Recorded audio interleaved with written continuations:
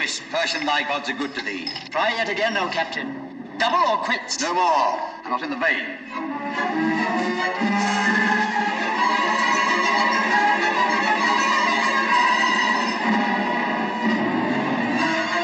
Captain, a stranger approaches.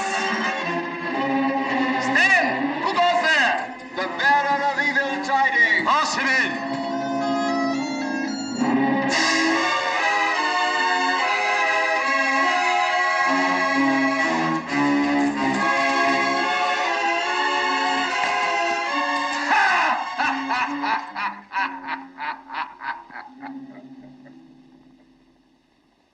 Who art thou that laughest in the house of Cleopatra the queen, and in the teeth of Belzanor, the captain of her guard? I am Belafris, descended from the gods. Hail, cousin. Hail, cousin. All the queen's guards are descended from the gods, save myself. I am a Persian, descended from many a king. Hail, cousins. Hail, mortal. You have been in battle, Belafris, and you are a soldier among soldiers. You will not let the queen's women have the first of your tidings. I have no tidings, except that we shall all have our throats cut presently. Women, soldiers, and all. I thought so. Tell us what befell. Tell us. Know then that I serve in the guard of the Temple of Ra here in Memphis. We went to Alexandria to inquire of King Ptolemy how we of Egypt should deal with the Roman Pompey, newly come to our shores after his defeat by Caesar at Pharsalia. Caesar defeated Pompey? Does Roman then fight Roman? Even as Egyptian fights Egyptian. What did you learn from the queen's brother Ptolemy, the pretender? We learnt that Caesar is coming also in hot pursuit of his foe, and that Ptolemy has slain Pompey. Nay, more, we found that Caesar is already come, for we had not made half a day's journey on our way back when we came upon a city rabble flying from his legions. And ye, the temple guard, did ye not withstand these legions? What men could, that we did. But this Caesar throws a legion at you where you are weakest, as he throws a stone from a catapult. And that legion is as a man with one head, 1,000 arms, and no religion. I have fought against them, and I know. Were you frightened, cousin? No, cousin, but I was beaten. Could ye not die? There was no time. All was over in a moment. But now I am come to warn you that you must open your gates to Caesar, for his advance guard is scarce an hour behind me, and there is not an Egyptian warrior left standing between you and his legion. Warlord! Lead him to the door, quick! Now this news will run through the palace like fire through stubble. What should we do to save the women from the Romans? Why not kill them? Because we should have to pay blood money. Better let the Romans kill them. It's cheaper. Oh, subtle one, oh, serpent. But your queen. True, we must carry off Cleopatra. I will take her on the crupper of my horse. What's about the law? The sacred white cat has been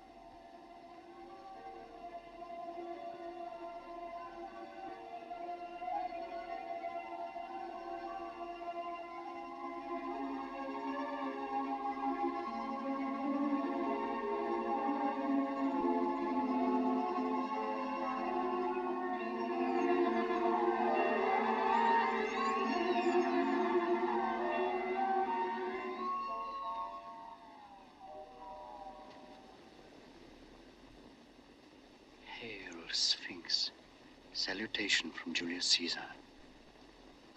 I have wandered in many lands, seeking the lost region from which my birth into this world exiled me. and the company of creatures such as I myself. I found flocks and pastures, men and cities, but no other Caesar. No heir native to me, no man kindred to me. None who can do my day's deed or think my night's thought. In the little world yonder, Sphinx, my place is as high as yours in this great desert. Only I wander, and you sit still. I conquer, and you endure. I work and wonder. You watch and wait. Sphinx, you and I, strangers to the race of men, are no strangers to one another. Have I not been conscious of you and of this place since I was born? Rome is a madman's dream.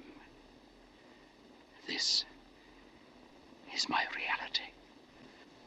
My way hither was the way of destiny.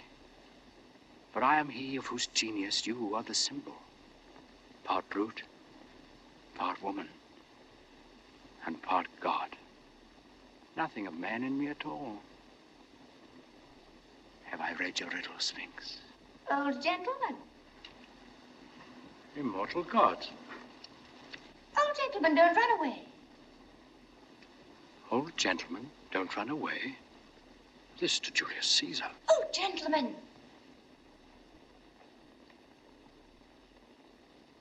Sphinx, you presume on your centuries. I'm younger than you, for your voice is but a girl's voice as yet.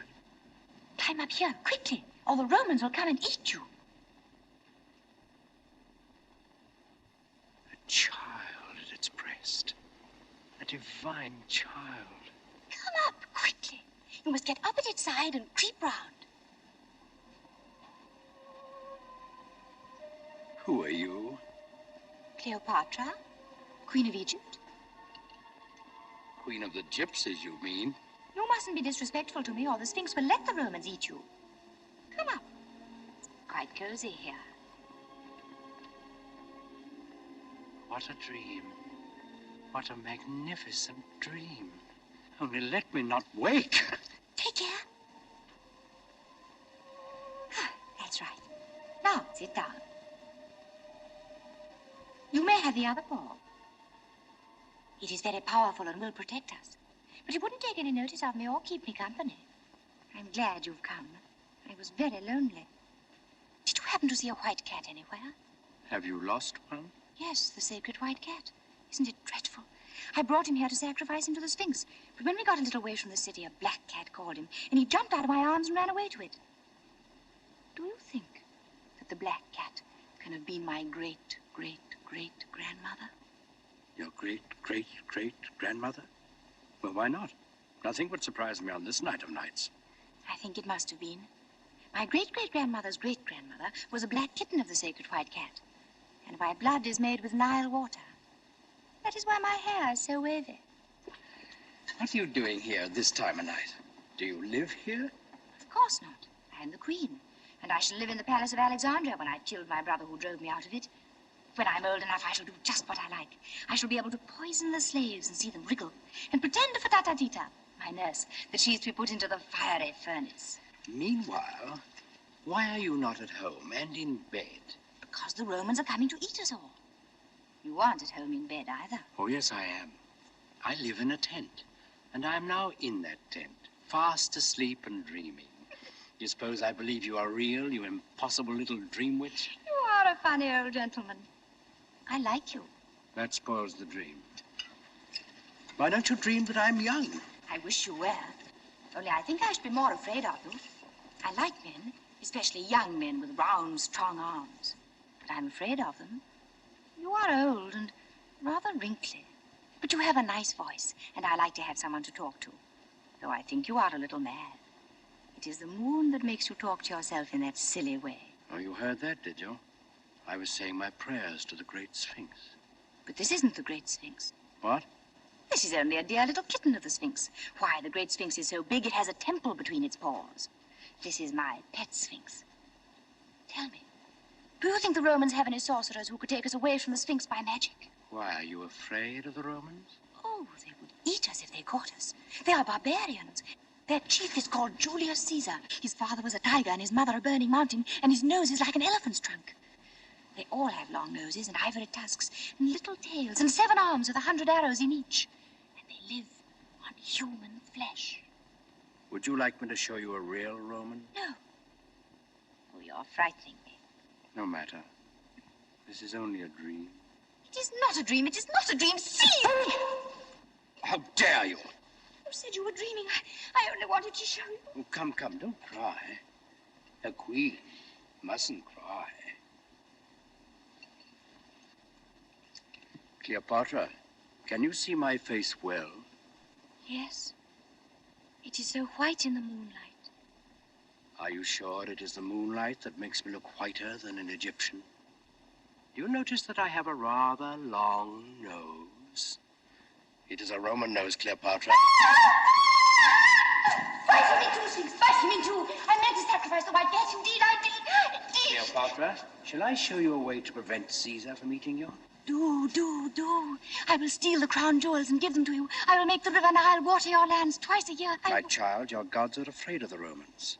You see, the Sphinx dare not bite me, nor prevent me carrying you off to Julius Caesar. Won't you?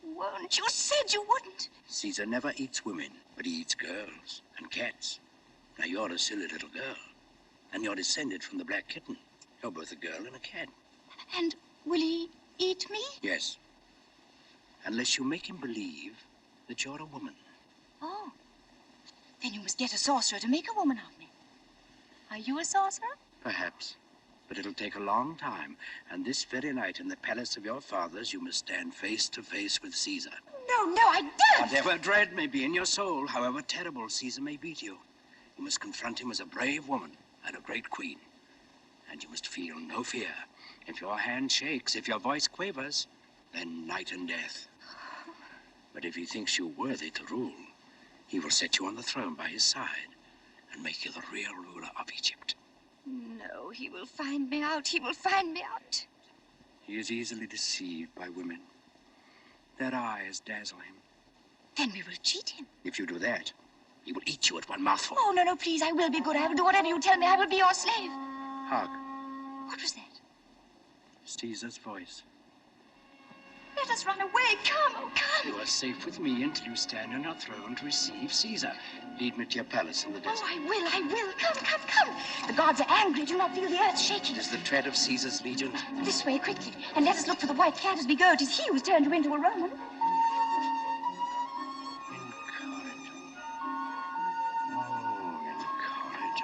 Oh, incorrigible. Come.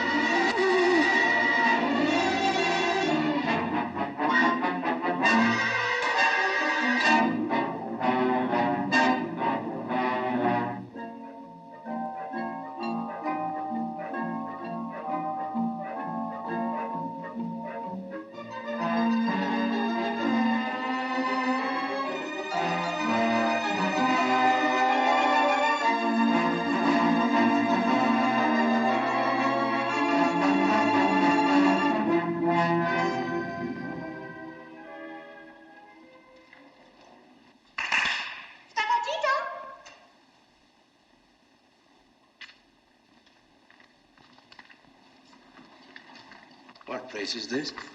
This is where I sit when I'm allowed to wear my crown and robes. Tita!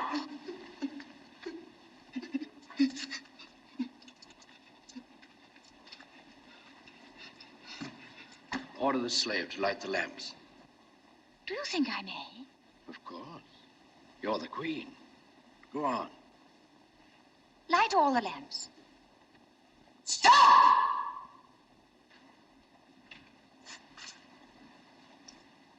Who is this you have with you? How dare you order the lamps to be lighted without my permission? Who is she? Tita. Chief I nurse. speak to the queen. Be silent. Is this how your servants know their place? Send her away. Do as the queen has bidden. You are the queen. Send her away.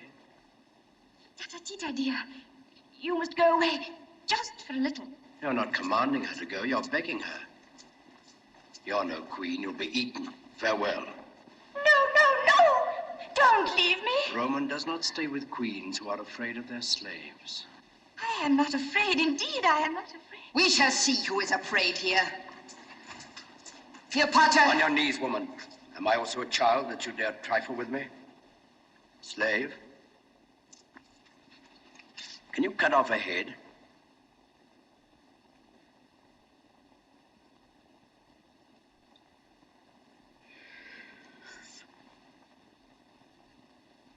Have you remembered yourself, mistress? Oh, Queen, forget not thy servant in the days of thy greatness. Go. Be gone. Go away. Give me something to beat her with. So, you scratch kitten, do you? It must be somebody. I will beat him. I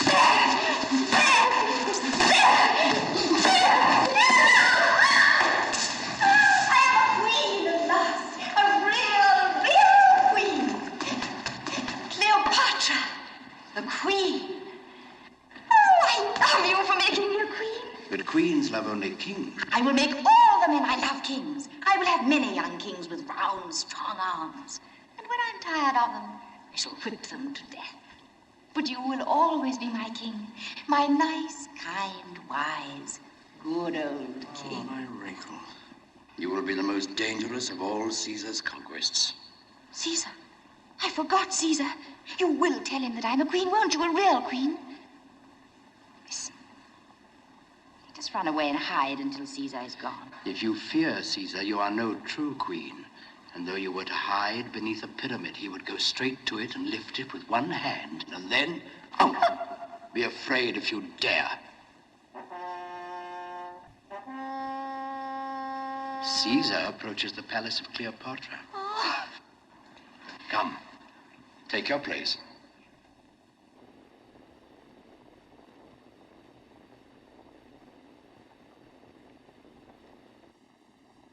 Oh there, Tita Tota. How'd you call your slaves? Clap your hands.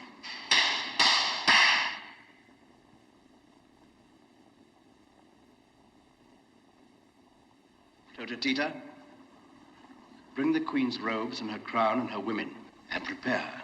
Yes, the crown for Tatatita. I shall wear the crown. For whom must the queen put on her state? For a citizen of Rome, a king of kings. How dare you ask questions? Go and do as you are told.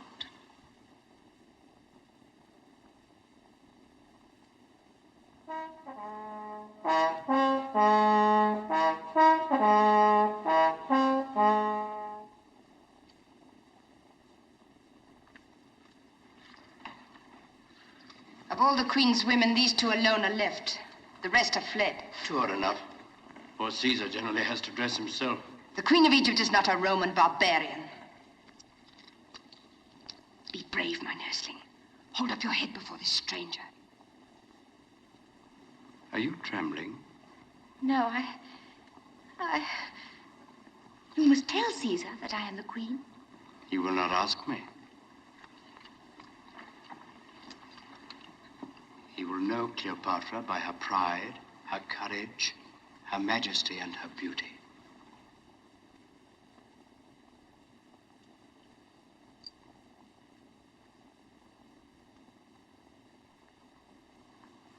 Is it sweet or bitter to be a queen, Cleopatra? Bitter. Cast out fear, and you will conquer Caesar. Sentinel! Fly! Fly! Fly! The Romans are in the courtyard! The Romans are in the courtyard! The queen must face Caesar alone. Answer, so be it. So be it. Good. You are my nursling. You have said so be it, and if you die for it, you must make the queen's word good. Forward, march! Now, if you quail...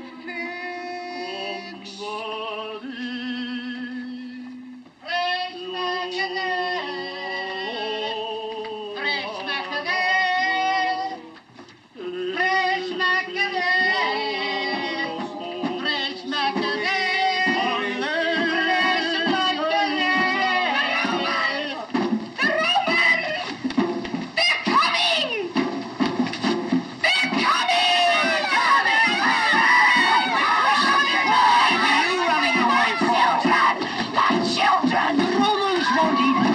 They're a civilized animal.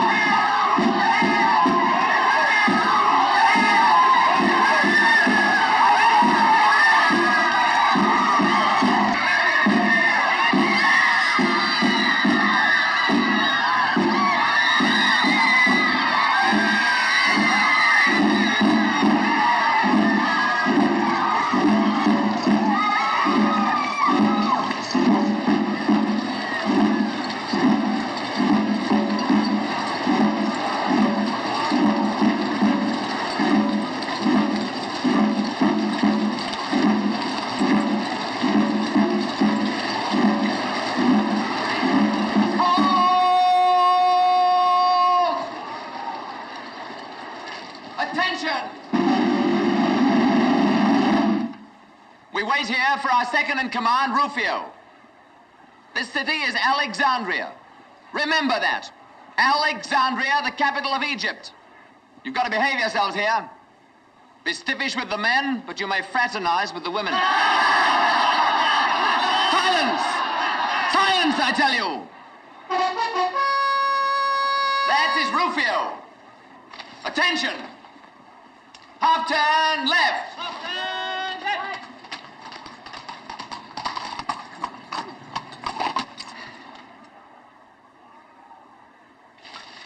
Centurion. Sir. See that building? That's the Royal Palace. Caesar's in there. I'm going now to join him. Keep a platoon of picked men within call. They may be wanted. Picked men, you understand? Yes, sir. What are these Romans? Peasants brought up to scare crows, sons of smiths, millers, and tanners. And are we not nobles, consecrated to arms, descended from the gods? The gods are not always good to their poor relations. Oh, subtle one, oh serpent. 16, 18, 24. Let us wait and take sides with the winner. Ptolemy! Cleopatra! Cleopatra or Ptolemy? The king of Egypt has a word to speak. Peace for the king's word! Take notice of this, all of you. I am the firstborn son of Oletes, the flute blower, who was your king. My sister Berenice drove him from his throne and reigned in his stead. But... The gods would not suffer. Yes, the gods would not suffer. The gods... Impiety. I forget what the gods would not suffer. The king wished to say the gods would not suffer the impiety of his sister to go unpunished. Yes, I remember the rest of it.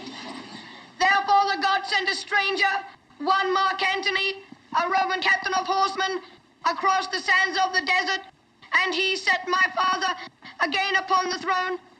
Now? And now that my father is dead, my sister Cleopatra would snatch the kingdom from me and reign in my place. But the gods would not suffer. Will not maintain. Oh, yes, will not maintain such iniquity, but with the help of the witch, Pothinus, she has cast a spell on the Roman Julius Ceasar to uphold her false pretense to rule Egypt. Take notice, then, that I will not suffer. I will not suffer. What is it that I will not suffer now? The king will not suffer a foreigner to take from him the throne of our Egypt. Tell the king, Achilles, how many soldiers and horsemen follow Julius Ceasar? But 2 Roman legions, O king, 3,000 soldiers, and scarce 1,000 horsemen.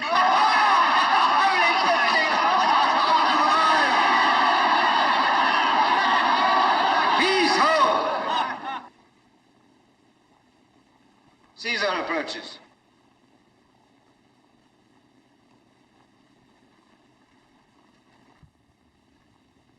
The king permits the Roman commander to enter.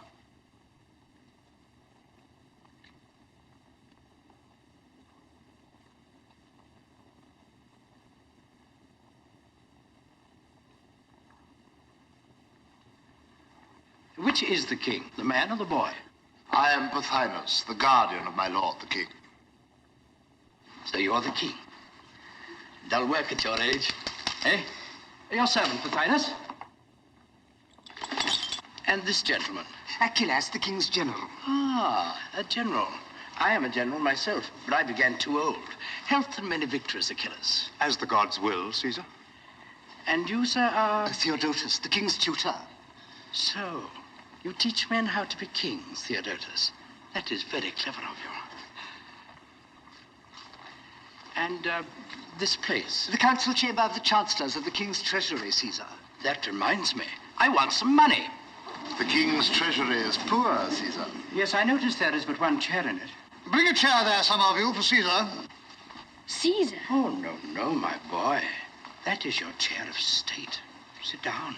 Sit down.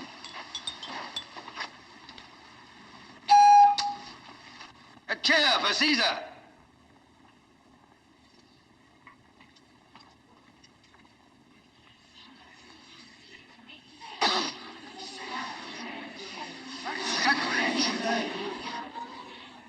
Sit on that, Caesar. Oh, I forgot. I had not made my companions known to you, Pothinus. This gentleman is Rufio, my comrade in arms. This is Pothinus, my secretary. Oh, no. He is an islander from the western end of the world.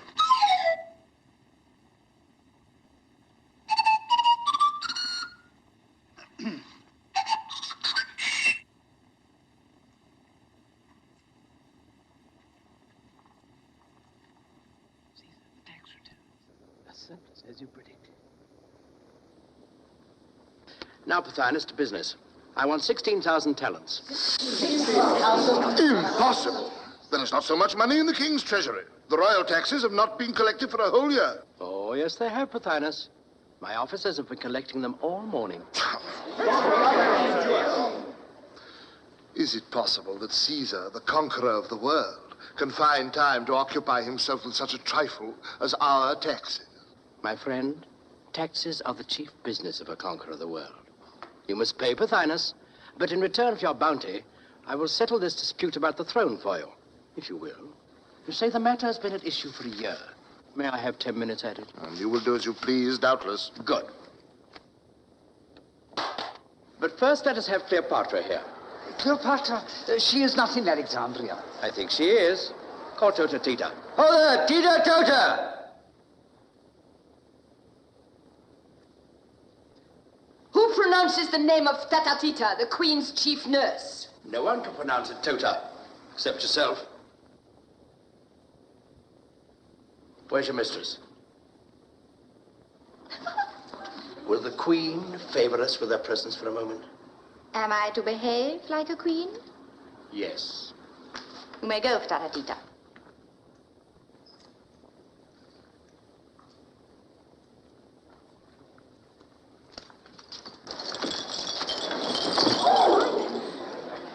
Caesar, this is how she treats me always.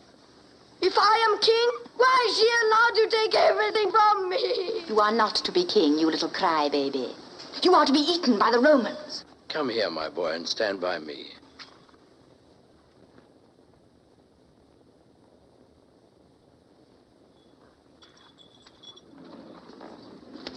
Take your throne, I don't want it.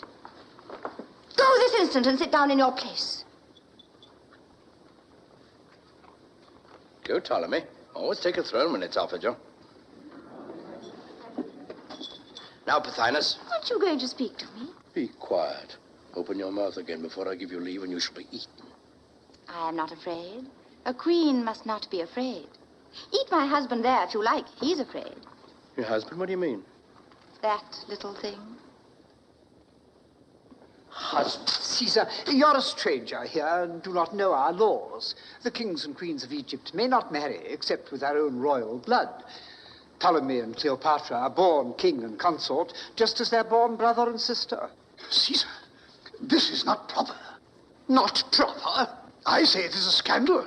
Scandal or not, my friend, it opens the gates of peace. Hear then what I propose. Here, Caesar, there. Ptolemy and Cleopatra shall reign jointly in Egypt. Monstrous! Peace with honor, Pothinus? What conceit! A Roman trick! No! We will not have it! No!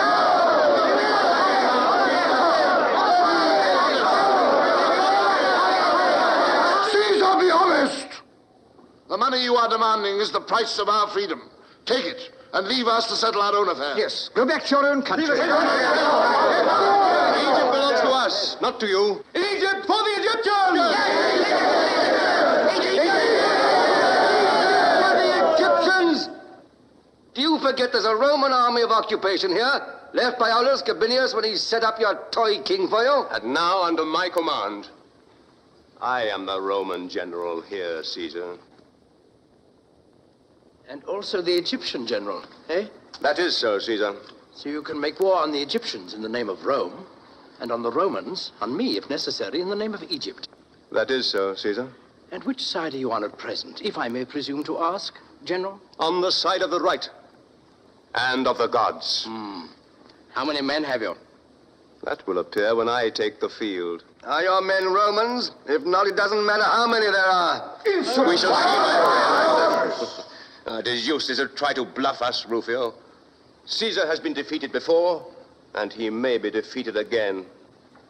What can you do with 4,000 men? And what will you do without money? Away with you. Go back to your den. Away with you. Out of our country. Caesar, why do you let them talk to you like that? Are you afraid? Well, my dear, what they say is quite true. But if you go away, I shall not be queen. I shall not go away until you are queen.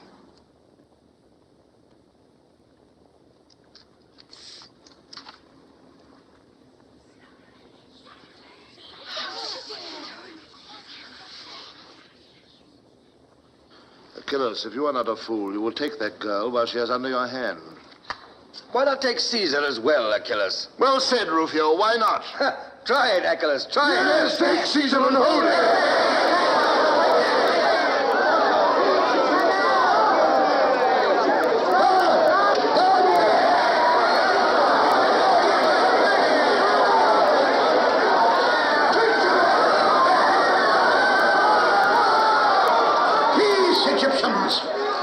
You are Caesar's prisoners.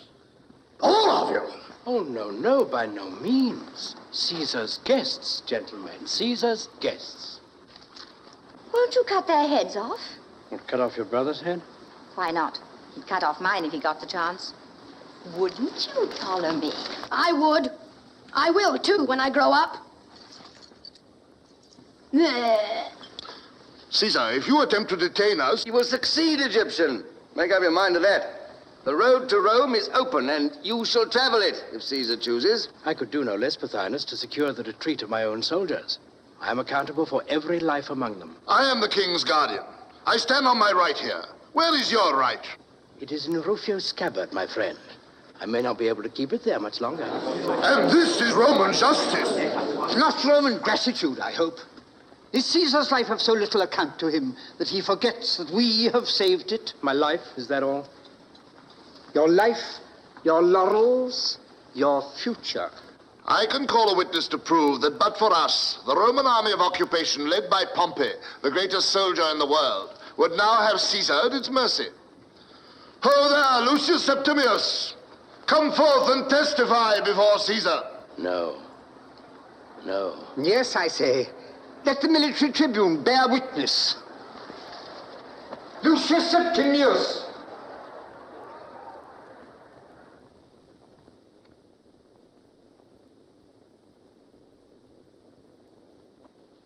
Bear witness, Lucius Septimius. Caesar came to Egypt in pursuit of his foe. Did we shelter his foe? As Pompey's foot touched the Egyptian shore, his head fell by the stroke of my sword. We have given you a full and sweet measure of vengeance. Vengeance? If I could stoop to vengeance, what would I not exact from you as the price of this murdered man's blood? Was he not my son-in-law, my ancient friend? Am I Julius Caesar, or am I a wild beast that you fling to me the gray head of the old soldier, the laurel conqueror, and then claim my gratitude for it? Oh, begone, you fill me with horror. You have seen severed heads before, Caesar. And severed right hands, too, I think. Some thousands of them, after you vanquished the king of the Gauls. Did you spare him with all your clemency? Was that vengeance? Would that it had been. Vengeance, at least, is human. No, by the gods. Those severed right hands and the brave king of the Gauls baseless strangled in a vault beneath the Capitol were a wise severity, a necessary protection to the Commonwealth, a duty of statesmanship. Follies and fictions 10 times bloodier than honest vengeance. What a fool I was then. To think that men's lives should be at the mercy of such fools.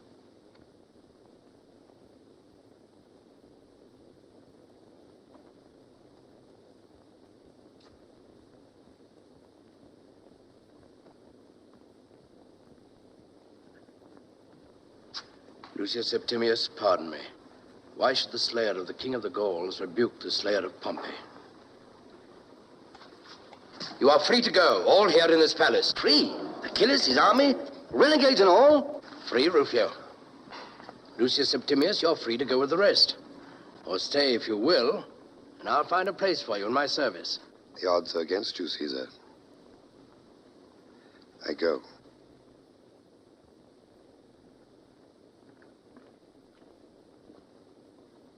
Farewell. Come, Pothinus, Achilles, whilst there is yet time.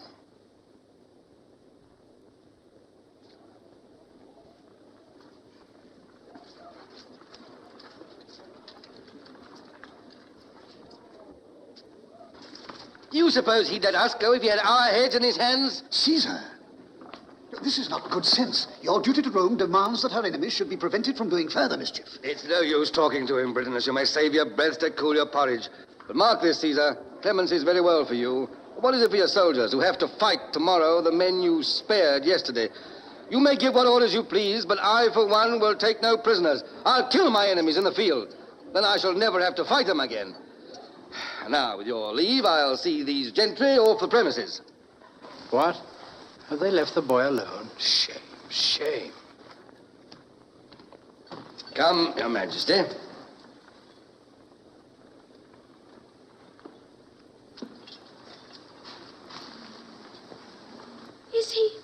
Is he turning me out of my palace? You're welcome to stay if you wish. Go, my boy, I'll not harm you. But you'll be safer away among your friends. Here you're in the lion's mouth. It's not the lion I fear, but the jackal. Brave boy. Little silly. You think that very clever. Pothinus, attend the king. Give him in charge of that Pothinus fellow.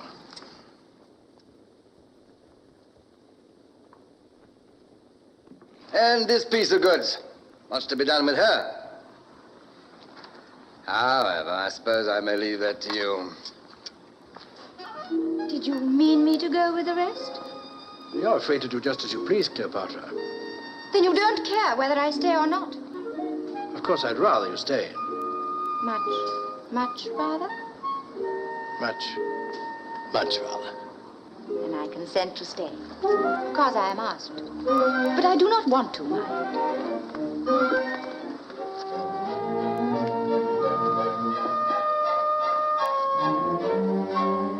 That is quite understood. Tota Tita! My name is not Tota Tita. It is Tata Tita. Well, Fata Fita will forgive the erring tongue of a Roman. Tota, the queen will hold state here in Alexandria, engage women to attend upon her, and do all that is needful. Am I then the mistress of the queen's household? No. I am mistress of the queen's household. Go and do as you are told, or I will have you thrown into the Nile this very afternoon to poison the poor crocodiles. Oh, no, no, no. Oh, yes. You are very sentimental, Caesar. But you are clever. And if you do as I tell you, you will soon learn how to govern.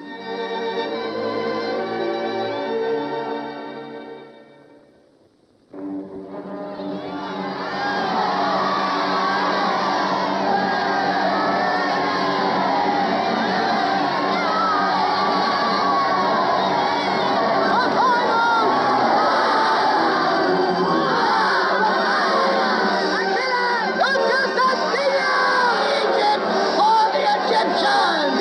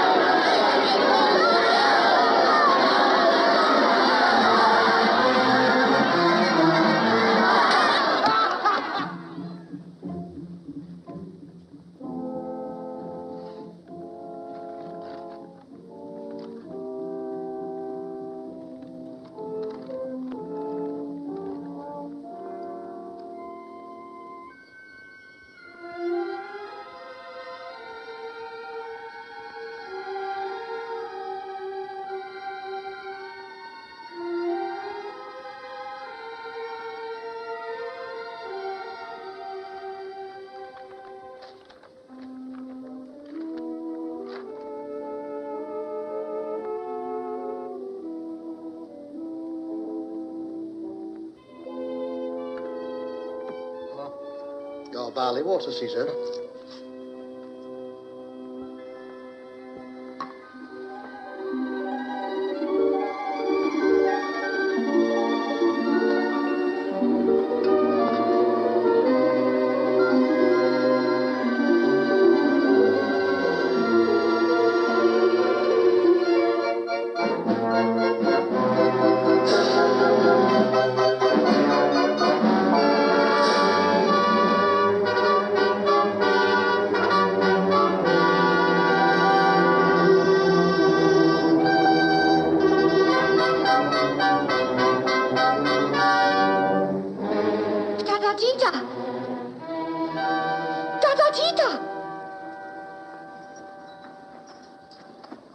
Get up, child. You must be bathed this morning. No. I had my month's bath the day before yesterday. In future, you must have a bath every day.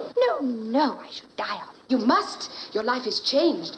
You are still my child, but to all others, you are now a grown woman and a queen. Yes, I am a queen. Tata, what will Caesar do with me? Ask rather what you will do with him. Oh, my child, you have charmed him. You are safe. You are powerful. I will guide you until you learn how to guide yourself. Fear nothing. Who could fear Caesar? He is not great and terrible. He's only an elderly gentleman, rather sad-looking and wrinkled, but very kind. He is a magician. And magicians can change their shapes as they please. Everything about him is magical. He would not sleep in the golden chamber, but made his soldiers bring a bare stretcher from the camp and put it in his study. Even then he did not sleep in it, but sat up working like a slave all night. Yet everyone obeys him as if he were a god. I think he is a god in disguise, for he has changed your nature, has he not? Oh, yes, he has. That is true. Tata, before he came, I was afraid of you more than anyone else on earth. And now, I'm not afraid of you at all. Tell me, what must I do to begin with now that I'm really a queen? You must begin by having a bath every day. Come, child, and get it over. You will soon get used to it and love it. Never. It is too dreadful.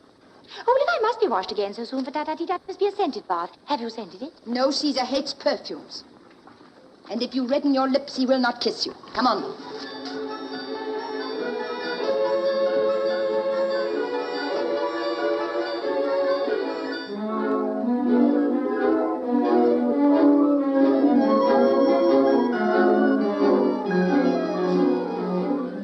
He must indeed be a god. For only a god could be so unlike a man.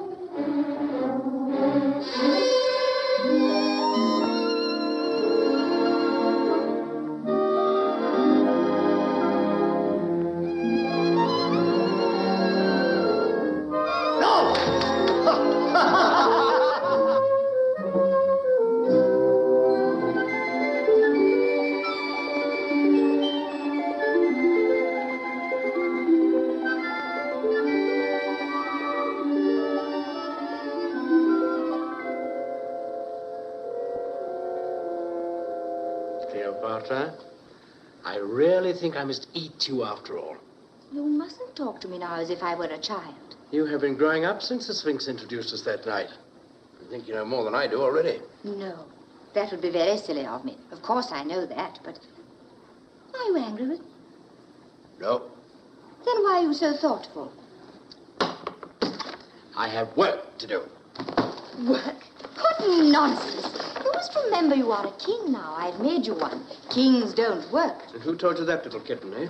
My father was king of Egypt, and he never worked. Well, he lost his throne. And how did he get it back again? I will tell you. A beautiful young man with strong, round arms came over the desert with many horsemen and gave my father back his throne. I was only 12 then. Oh, I wish he would come again now that I am a queen. I would make him my husband. It might be managed, perhaps. For it was I who sent that beautiful young man to help your father. You know him? Has he come with you? Oh, I wish he had. I wish he had.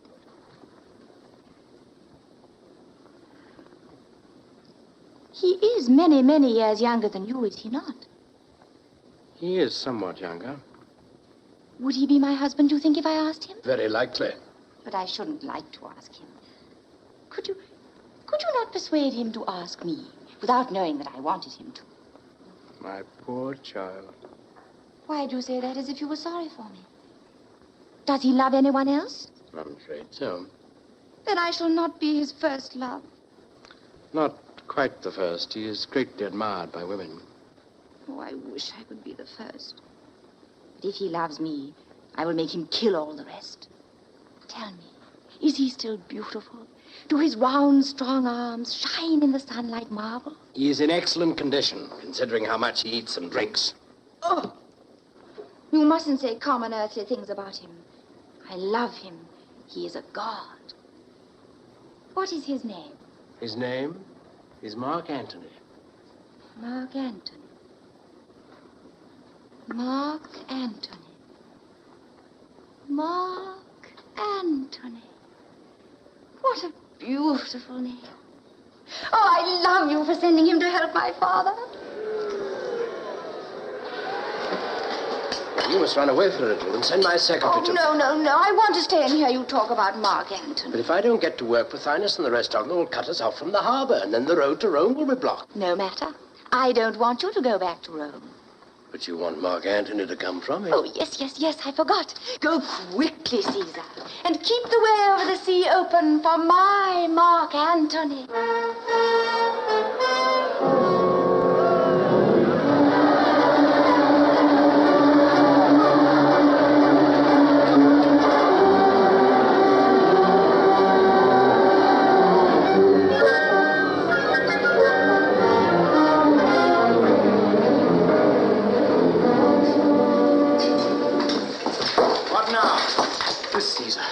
Two of my comrades killed in the marketplace. Why? There's an army come to Alexandria, calling itself the Roman army. The Roman army of occupation. Commanded by one Achilles. Well? The citizens rose against us when the army entered the gates. They set upon us. I cut my way out. Good, I'm glad to see you alive. Rufio, we're besieged. What, already? Caesar! Yes, I know. Comrade, give the word to turn out on the beach and stand with the boats. Get your wound attended to. Britain, let's go with him. Rufio? We have some ships in the West Harbor. Burn them. Burn them? Take every boat we have in the East Harbor and seize the Pharos, that island with the lighthouse. Leave half our men behind to hold the beach and the quay outside this palace. That's the way home to Rome. For the rest, Egypt for the Egyptians. Well, you know best, I suppose. That all? That's all. Those ships burnt yet? Be easy. I shall waste no time. Caesar, Pothinus demands speech with you. Where is he? Waits in the council chamber. In my opinion, he needs a lesson. His manner is most insolent.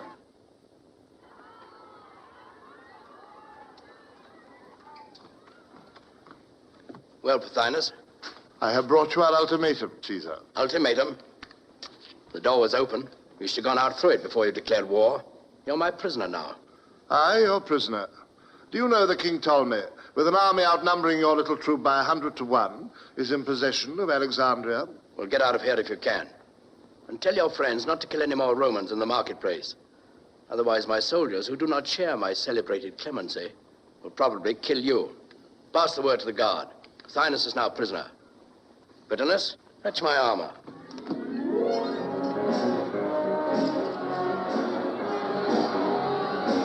Caesar!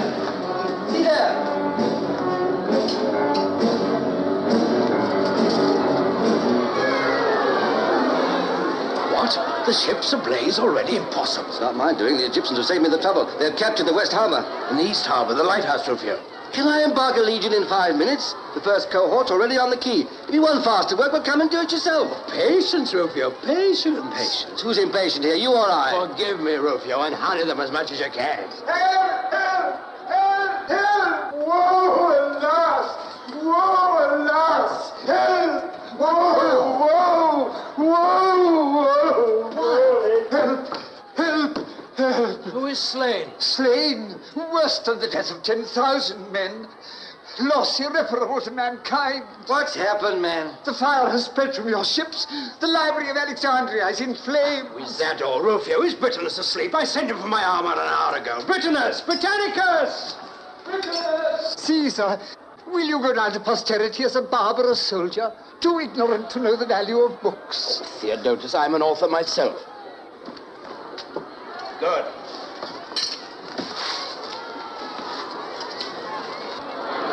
What is burning there is the memory of mankind. A shameful memory. Let it burn. Would you destroy the past? Aye, and build the future with its ruins.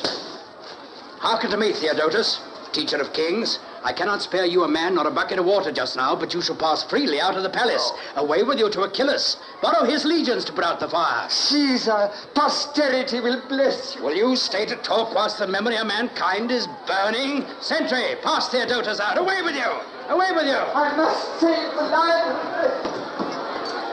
What's this? You let him go? More clemency. I have let him go to save the library. We must respect literature, Rufio.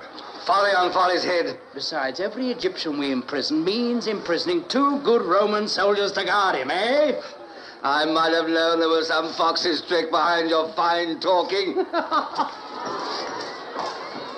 All ready there! All ready! We wait for Caesar! Tell him Caesar's coming, the rogues! Oh, Caesar's guard there! Push off! All except the longboat. Stand by it to embark.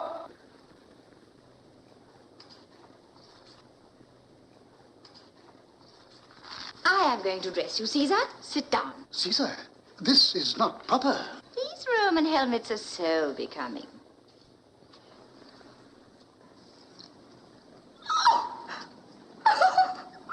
What are you laughing at? You're bald! Cleopatra. So that's why you wear the wreath. To hide it. Peace, Egyptian. They are the bays of the conqueror. Peace thou, islander. Oh. You should rub your head with strong spirits of sugar, Caesar. That will make it grow. Cleopatra, do you like to be reminded that you're very young? No. Rather do I like to be reminded that I'm middle-aged. Now.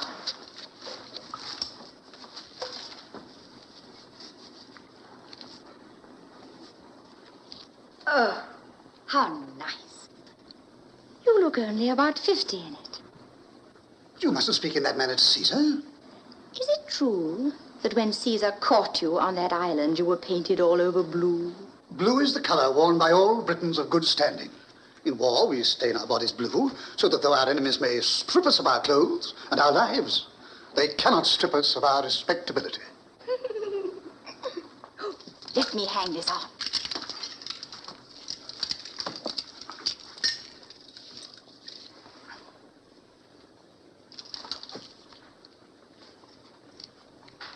Now, you look splendid. Now, Caesar, have you done talking? The longboat awaits you. The others race to the lighthouse. Is this well set today, Britannicus? At Pharsalia, it was as blunt as a barrel hoop. It'll split one of the Egyptians' hairs today, Caesar. I've said it myself. Oh, you're not really going into battle to be killed. No, Cleopatra. No man goes into battle to be killed. Oh, but they do get killed. My sister's husband was killed in battle. You mustn't go. Let him go. Please don't go. What will happen to me if you never come back? Are you afraid? No. Come to the balcony and you shall see us take the Pharos. You must learn to look on battles. Then take me with you. Let me come with you to the fair. No, no, my child. You must stay here till I return. That is well. Now, Rufio, march. Oh! You won't be able to go. Why, what now? They're drying up the harbor with buckets. A multitude of soldiers over there. They're dipping up the water. This is your accursed clemency, Caesar. Theodotus has brought them. I meant him to, Rufio. They've come to put out the fire. The library will keep them busy whilst we seize the lighthouse, eh? More foxing.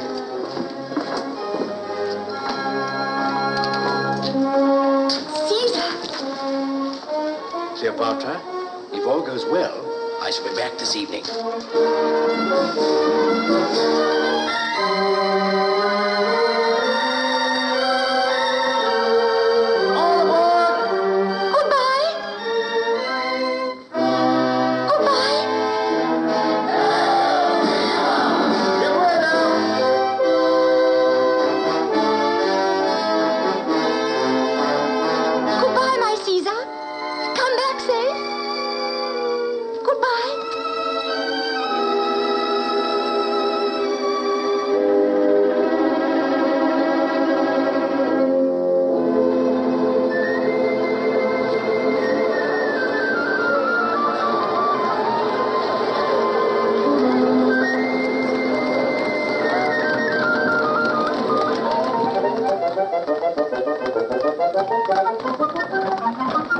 pose there, eh? Stand. Who are you? Centurion, I am Apollodorus, a Sicilian. My calling is to choose beautiful things for beautiful queens. Carpets for the queen's apartments in the palace. The queen? Yes, yes. Pass him in. Pass all these bizarre people into the queen with their goods. But mind you pass no one out that you have not passed in. Not even the queen herself. I have brought my caravan past 3 sentinels, all so busy staring at the lighthouse that not one of them challenged me. Is this your Roman discipline? We're not here to watch the land, but the sea. Who's this piece of Egyptian crockery? Apollodorus, rebuke this Roman dog, and bid him bridle his tongue in the presence of the mistress of the queen's household. This is a great lady who stands high with Caesar. Tatatita! What are you dreaming of? Tatatita! No, you must not come. There are men here. Oh, that ever I was born. Tatatita, I've thought of something. I want a boat at once. A boat? No, you cannot. Apollodorus, speak to the queen. Beautiful queen, I am Apollodorus, a Sicilian, your servant from the bazaar. I have no time for carpets today. Get me a boat. You cannot go on the water except in the royal barge. Royalty of Tatatita lies not in the barge, but in the queen. A touch of your majesty's foot on the meanest boat in the harbor will make it royal. Apollodorus, you are my perfect knight, and I will always buy my carpets through you. Can you row? My oars shall be your majesty's wings. Ho there, boatman! Hey! Whither shall I row, my queen? To the lighthouse, come! Stand! You cannot pass. How dare you? Do you know that I am the queen? I have my orders. You cannot pass. Tatatita, strangle him. Keep off there. Pass on to the palace and take the queen in with you. And how if I do neither? Then I'll drive this pylon through it. At your service, my friend. Help him! I shall not need help, my lady. What should it be? Sword against pylon or sword against sword? Roman against Sicilian, curse you. Take that!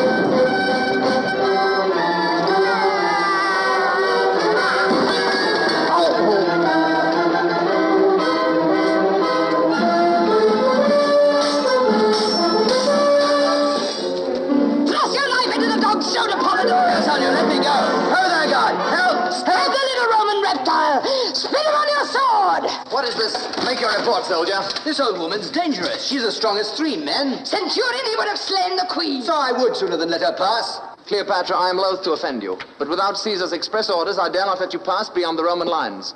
You must withdraw into the palace and examine your carpets there. I will not. I am the queen. Caesar doesn't speak to me as you do.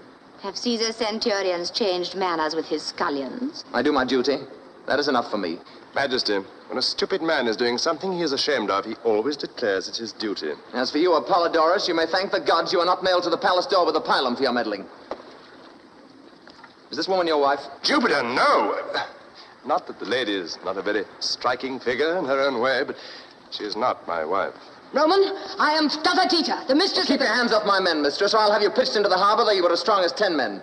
We shall see whom Isis loves best. Her servant Tatatita or a dog of a Roman. 2 more men to this post here. See that no one leaves the palace but this man and his merchandise. If he draws his sword again, kill him.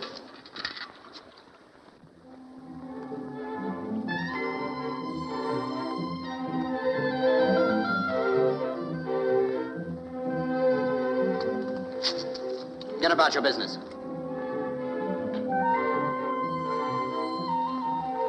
You ought to know better. Off with you.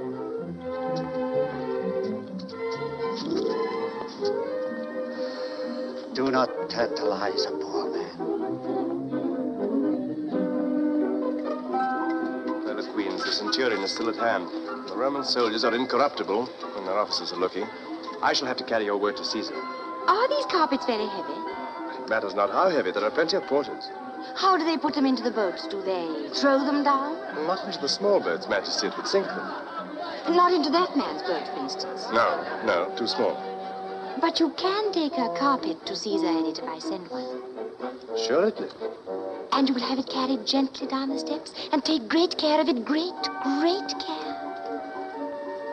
more than of my own body. Good. Come, Tata-Tita. No, Polydorus, you must not come. I'll choose my carpet myself. You must wait here. Follow this lady. Obey her. This way. And take your shoes off before you put your feet on those stairs. Listen, were you sent here to watch me or watch the Egyptians? We know our duty. Well, then why don't you do it? Look! The Egyptians are moving. We're going to recapture the pharaohs. They will attack by land and sea along the Great Mole. Stay yourselves, the hunt is up!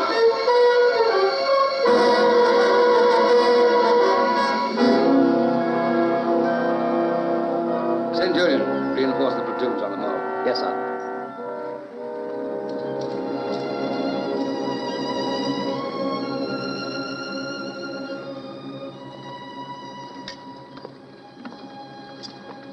Rufio, this has been a mad expedition.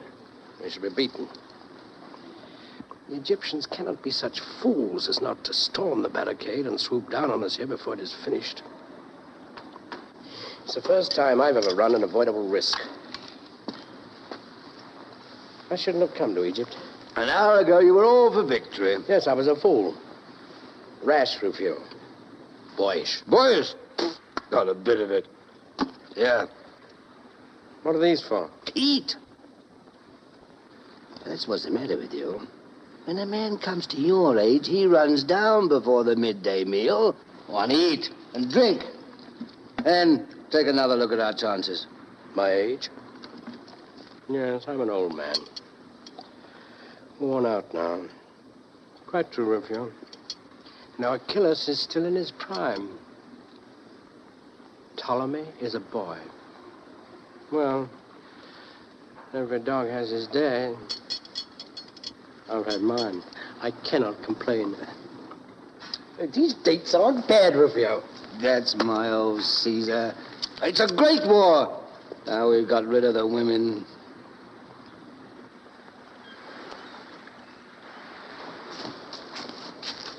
You again? Keep your distance. Come within a yard of me, you old crocodile, and I'll give you this in your jaw. Peace, Roman fellow. You are now single-handed. Apollodorus, this carpet is Cleopatra's present to Caesar. It has rolled up in it 10 precious goblets of the thinnest Iberian crystal and 100 eggs of the sacred blue pigeon. On your honor, let not one of them be broken. On my head be it. Lay it carefully into the boat. Those eggs of which the lady speaks must weigh more than a pound apiece. This boat is much too small for such a load. Yes, yes, Lord! Ah, thou injurious porter. Oh, thou unnatural son of a she-camel. My boat can carry 5 men. Shall it not carry your lordship and a bale of pigeons' eggs? Oh, thou mangy dromedary. The gods shall punish thee for this envious wickedness. I cannot quit this vale now to beat thee, but another day I will lie in wait for thee. Peace there, all of you. In the name of the gods, Apollodorus, run no risks with that veil. Fear not, thou venerable grotesque. I guess its great worth. Into the boat with it gently, my sons, my children. Gently, dogs! So, 'tis well. Do not step on it! Do not step on it! Be not excited, mistress. All is well. Oh, thou brute beast, thou hast given my heart a turn. Here. You hungry ones? Robber of the poor. It's not enough! Oh, bounteous prince. Oh, Lord of the Bazaar! Oh, favored of the gods! Oh, father to all porters of the market. Farewell, Perdita. I shall be at the lighthouse before the Egyptians. The gods speed thee. Farewell, valiant pilum pitcher. My heart, spread out thy wings, spread out thy wings, shake off thy heavy load of love.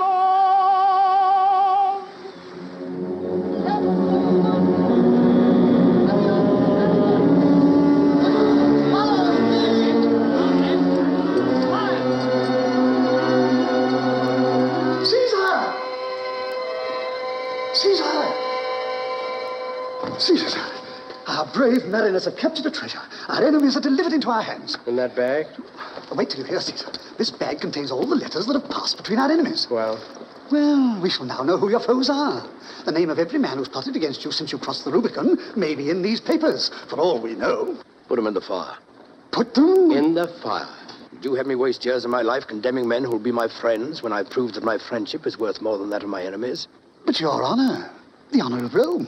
I do not make human sacrifices to my honor, as your druids do. Since you won't burn them, at least I can drown them. Caesar, this is mere eccentricity. Are all traitors to be allowed to go free for the sake of a paradox? Caesar, when the islanders finish preaching, call me again. Oh, Caesar, my great master. If only I could persuade you to regard life seriously as men do in my country. Do they truly do so, Pothinus? Well, have you not been there? Have you not seen them? What Briton speaks as you do in your moments of levity? What Briton neglects to attend the services at the sacred grove? What Briton wears clothes of many colors as you do, instead of plain blue, as all solid, well-esteemed men should? These are moral questions with us. Well, well, my friend, someday I shall settle down and wear a blue toga, perhaps. Meanwhile, I must get on as best I can in my flippant Roman way. What now? Hail! What is this? Who are you? How did you come here? Calm yourself, my friend. I'm not going to eat you. Hail, great Caesar!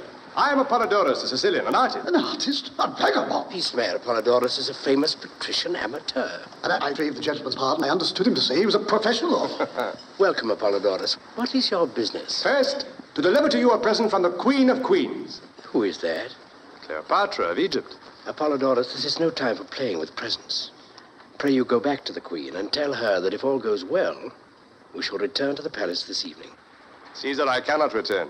As I approached the lighthouse, some fool threw a great leathern bag into the sea. It broke the nose of my boat. I had hardly time to get to the shore before my poor little cockle shell sank. I am sorry, Apollodorus. The fool shall be rebuked. Well, well, what have you brought me? The Queen will be hurt if I don't look at it. Caesar, have we time to waste on this trumpery? The Queen's only a child. Just so. That's why we mustn't disappoint her. Caesar, it's a Persian carpet, a beauty. And in it are, so I'm told, pigeons' eggs and crystal goblets and fragile precious things. I dare not from my head have it carried up that narrow ladder from the causeway. Swing it up by the crane, then. The crane? Oh, Caesar, I have sworn to tender this bale of carpet as I tender my own life. Then let them swing you up at the same time. If the chain breaks, you and the pigeon's eggs will perish together. Is Caesar serious? His manner is frivolous. It's because he's an Italian, but he means what he says. Serious or not, he spake well. Give me a squad of soldiers to work the crane. No, it's worked by an elderly Tyrian and his son. A well-conducted youth of 14. What? An old man and a boy work that? 20 men, you mean? No, 2 only, I assure you. They have counterweights and a machine with boiling water, which I don't understand. So it isn't a British design. Leave the crane to me. Go and await the descent of the chain. Good. You will see me presently there, rising like the sun with my treasure. Are you really going to wait here for this foolery, Caesar? Why not?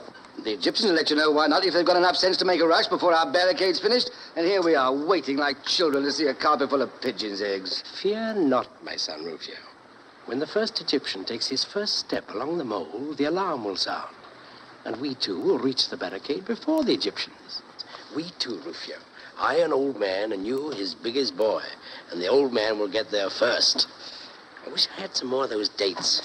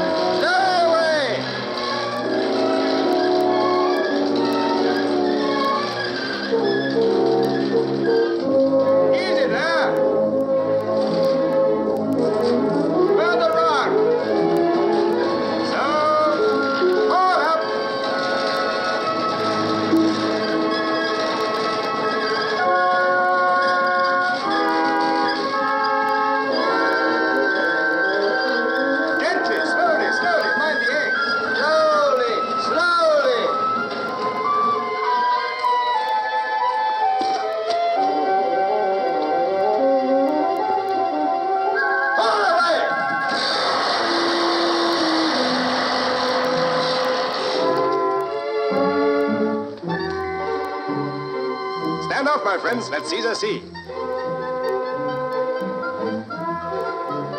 Nothing but a heap of shawls. Where are the pigeons' eggs? Approach Caesar and search for them in the shoals. Treachery. Stand back, Caesar. I saw the shawls move. There's something alive in there. Oh, it's a serpent. There, Caesar thrust his hand in where the serpent moves. Treacherous dog. Please put up your swords. Polydorus, your serpent seems to breathe very regularly. Why, this is a pretty little snake. Let's have the rest of you. Oh, I'm smothered. Oh, Caesar. A man stood on me in the boat, and then a great sack or something fell upon me out of the sky. Then the boat sank, and then I was swung up into the air and bumped down. Well, never mind. Here you are, safe and sound at last. Aye, now that she's here, what are we going to do with her? But Caesar, this is not proper. She cannot stay here without the companionship of some matron. Shocking. Aren't you glad to see me? Yes, I'm very glad. Rufio is very angry, and Pothinus is shocked. You can have their heads cut off, can't you? Wouldn't be so useful with their heads cut off as they are now, my seabird. We shall have to go away presently and cut off some of your Egyptians' heads. How do you like being left here with a chance of being captured by the little brother of yours if we are beaten, huh? You mustn't leave me alone, Caesar. You will not leave me alone, will you? What? Not when the trumpet sounds and all our lives depend upon Caesar being at the barricade before the Egyptians, eh? Let them lose their lives. They are only soldiers. Cleopatra, when that trumpet sounds, we must take every man his life in his hands and throw it in the face of death. And of my soldiers who have trusted me, there's not one whose hand I shall not hold more sacred than your head. Polydorus, take her back to the palace. Am I a dolphin, Caesar, to cross the seas with young ladies on my back? My boat is sunk. Yours are either at the barricade or have returned to the city. Doesn't matter. I will not go back. Nobody cares for me. Oh, Cleopatra. You want me to be killed. My poor child, your life matters little here to anyone but yourself. Come, Rufio. Caesar, do not leave me. Caesar, we are cut off. The Egyptians have landed from the western harbor between us and the barricade. Rufio, my men of the barricade are lost. I've murdered them. Aye, that's what comes of fooling with this girl here.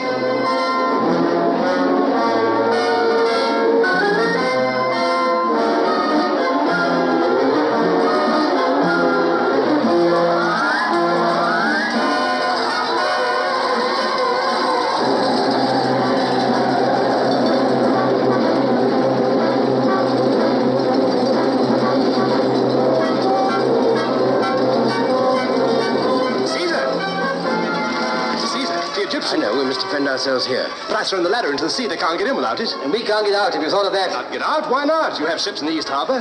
Our galleys are standing in towards us already. And pray by what road are we to walk to the galleys? A road that leads everywhere. The diamond path of the sun and the moon. How far's the nearest galley? 50 fathom. No, nearly a quarter of a mile, Apollodorus. Defend yourselves here until I send a boat from that galley. Have you wings, perhaps? Water wings, soldier!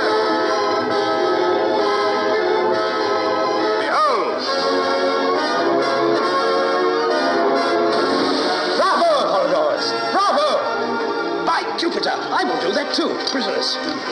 Are you mad? You shall not. Why not? Can I not swim as well as he? Can an old fool dive and swim like a young one? Oh, Rufio, you forget yourself. I'll race you to the galley for a week's pay, Father Rufio. Me!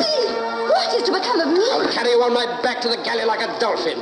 Rufio, when you see me rise to the surface, throw her in. No, I shall be drowned. And then in with you after her, both of you. Caesar, I am a man and a Briton, not a fish. I must have a boat. I can't swim. Neither can I. Stay here then, Pothinus, until I recapture the lighthouse. I'll not forget you. Now, Rufio, have you made up your mind to this folly? Egyptians have made it up for me, and mind where you jump. I don't want you in the small of my back as I come up.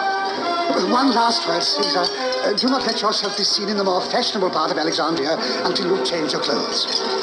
Oh, Apollodorus! The fight upon the blue above is purple on the green below! Let me see! He'll be drowned!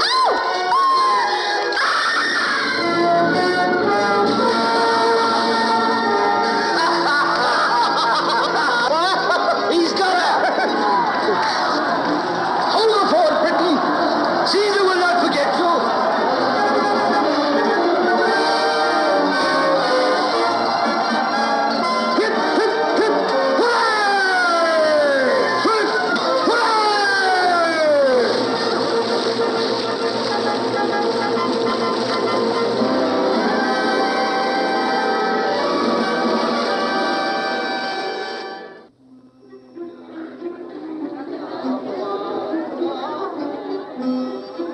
Another royal banquet? In Caesar's honor? These Romans are magicians. For 6 months, a mere handful of them have held the palace against the whole of Egypt's armed forces. And look at their escape from the pharaohs. Who but a magician could swim like a dolphin at Caesar's age, carrying the queen on his back? That might be the queen's magic. She rides on Caesar's back on land now, as on the sea.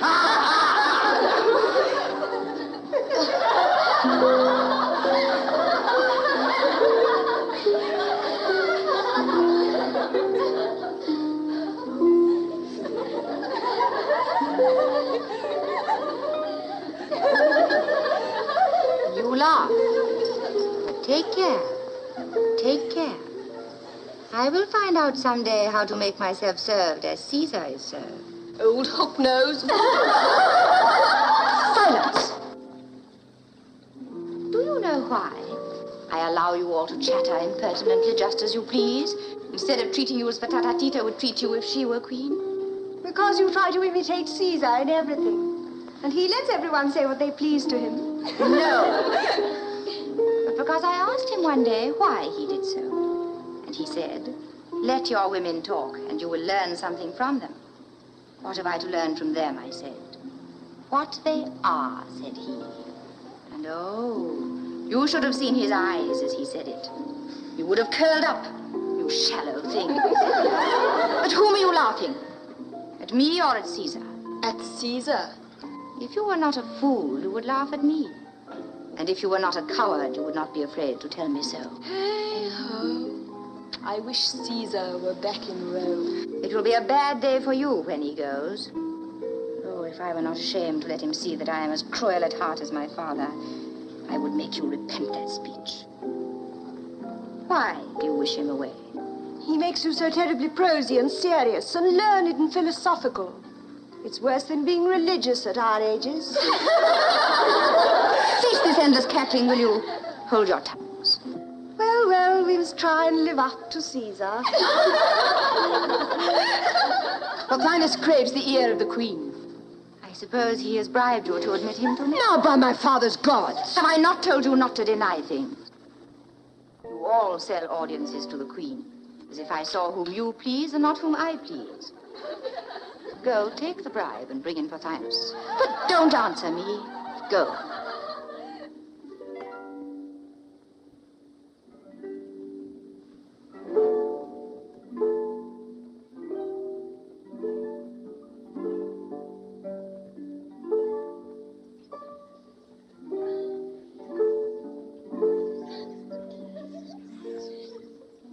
I want to learn to play the harp with my own hands. Caesar loves music. Can you teach me? Assuredly. I and no one else can teach the queen. All other teachers are quacks. I have exposed them repeatedly. Good, you shall teach me. How long will it take? Not very long, only 4 years. Your Majesty must first become proficient in the philosophy of Pythagoras, and then... Has she become proficient in the philosophy of Pythagoras? Oh, she is but a slave. She learns as a dog learns. Well, then, I will learn as a dog learns, for she plays better than you. You shall give me a lesson every day for a fortnight. After that, whenever I strike a false note, you shall be flogged. If I strike so many that there is no time to flog you, you shall be thrown into the Nile to feed the crocodiles. Give the girl a gold piece and send them away. Yeah, but true art cannot be thus forced. What is this? Answering the queen, forsooth, out with you.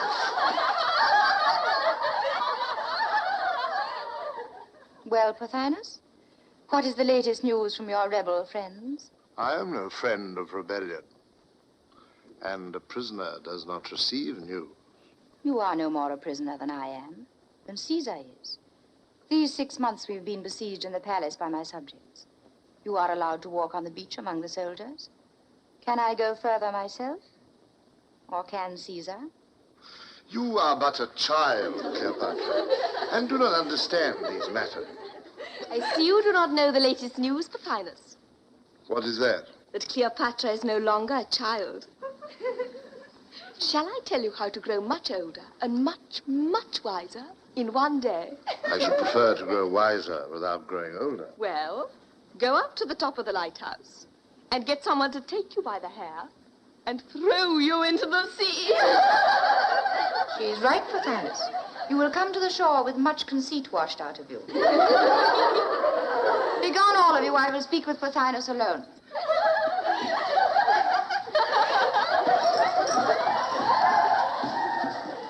What are you waiting for? It is not meet that the queen remain alone. Mustn't I sacrifice you to your father's gods for Tata-Tita to teach you that I am queen of Egypt and not you? You are like the rest of them. You want to be what these Romans call a new woman.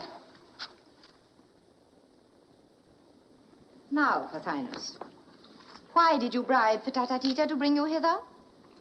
Cleopatra, what they tell me is true. You are changed. Do you speak with Caesar every day for 6 months, and you will be changed? It is common talk that you are infatuated with this old man. Infatuated? What does that mean? Made foolish, is it not? Oh, no, I wish I were. Wish that you were made foolish? How so? When I was foolish, I did what I liked. Now that Caesar has made me wise, it is no use my liking or disliking. I do what must be done and have no time to attend to myself. This is not happiness, but it is greatness. I think if Caesar were gone, I could govern the Egyptians. Cleopatra, this may be the vanity of youth. No, no, it is not that I am so clever, but that the others are so stupid.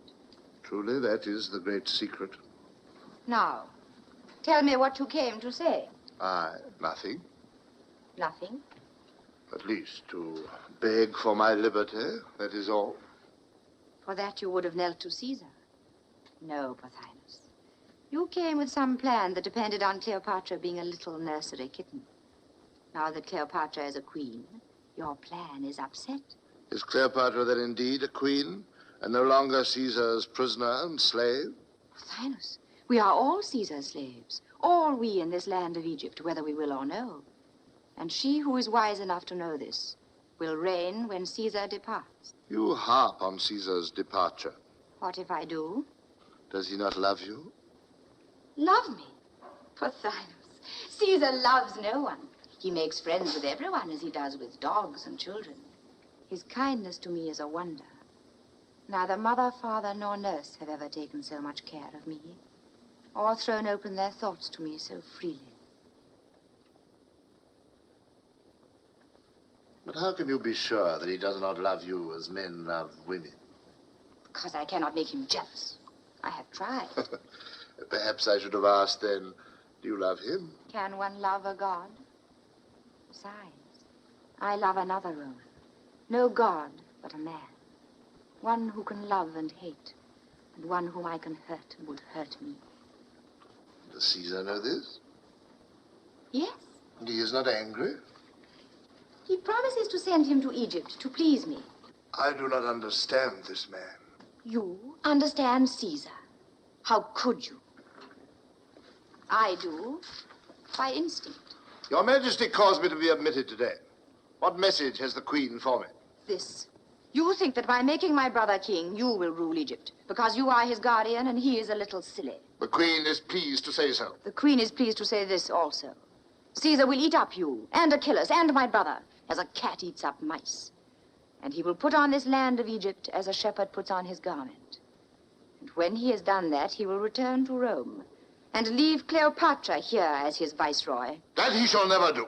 We have 1,000 men to his 10, and we shall drive him and his beggarly legions into the sea. You rant like any common fellow. Cleopatra! Enough! Tata-Tita! Caesar has spoilt me for talking to weak things like you. I know to whom I must go now. Let me go forth from this hateful place. What angers you? The curse of all the gods of Egypt be upon her. She hath sold her country to the Roman, that she may buy it back from him with her kisses. Fool, did she not tell you that she would have Caesar gone? You listened? I took care that some honest woman should be at hand whilst you were with her. Mark this, mistress. You thought before Caesar came that Egypt should presently be ruled by you and your crew in the name of Cleopatra. I set myself against... Aye, that it might be ruled by you and your crew in the name of Ptolemy. Well, better me, or even you, than a woman with a Roman heart. And that is what Cleopatra has now become.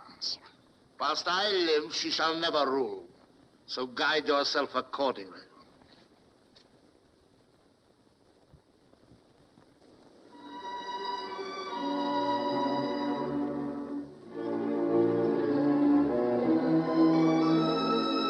wait here.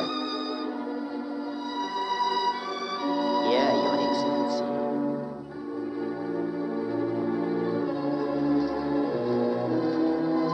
The Roman commander will await Caesar here.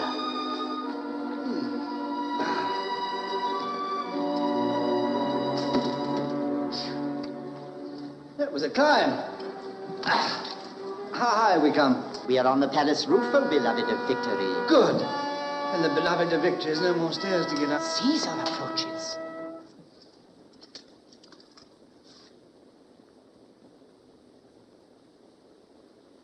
Why, Rufio, a new baldric, a new golden pommel to your sword. And you've had your hair cut. Oh, but not your beard. Impossible. Perfumed by Jupiter Olympus. Well, is it to please myself? No, Rufio, my son, but to please me, to celebrate my birthday. Your birthday. You always have a birthday when there's a pretty girl to be flattered or an ambassador to be conciliated. Rufio. Oh, we had 7 of them in 10 months last year. Alas, Rufio, I shall never break myself of these petty deceits. Have you noticed some before my time? Ah, I thought that meant something. What is it? Pothinus wants to speak to you. I advise you to see him. There's some plotting going on here among the women. Who is Pothinus? Oh, yes. Has he not escaped? No. Why not? Have I not told you always to let prisoners escape unless there are special orders to the contrary? Are there not enough mouths to be fed without his? Yes, and if you'd have a little sense and let me cut his throat, you'd save his rations. Anyway, he won't escape. He prefers to stay and spy on us. And you want me to see him? Oh, I don't want anything. I dare say you'll do what you like. Don't put it on me. Well.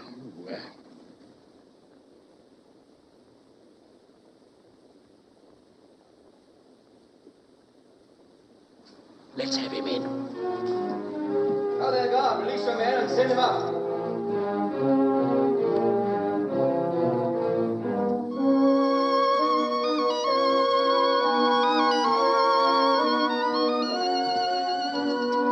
To dine with us besides Cleopatra. Polydorus, the Sicilian. Oh, that popinjay. Come, the popinjay is an amusing dog. Tells a story, sings a song, and saves us the trouble of flattering the queen. Well, he can swim a bit and fence a bit. It might be worse if only he knew how to hold his tongue. But gods forbid he should ever learn. Ah, Pothinus. You're welcome. What's the news this afternoon? Caesar, I come to warn you of a danger and to make you an offer. Never mind the danger. Make the offer. Never mind the offer. What's the danger? Caesar, you think that Cleopatra is devoted to you. My friend, I already know what I think. Come to your offer. I will deal plainly. I know not by what magic you have been enabled to defend a palace and a few yards of beach against a city and an army. But we know now that your gods are irresistible and that you are a worker of miracles. I no longer threaten you. Very handsome of you indeed. So be it. You are the master. Yes, yes, my friend. But what then? Spit it out, man. What have you to say? I have to say that you have a traitress in your camp. Cleopatra! The queen! Spit it out sooner, you fool. Now it's too late. What is he doing here? Just going to tell me something about you. You shall hear it.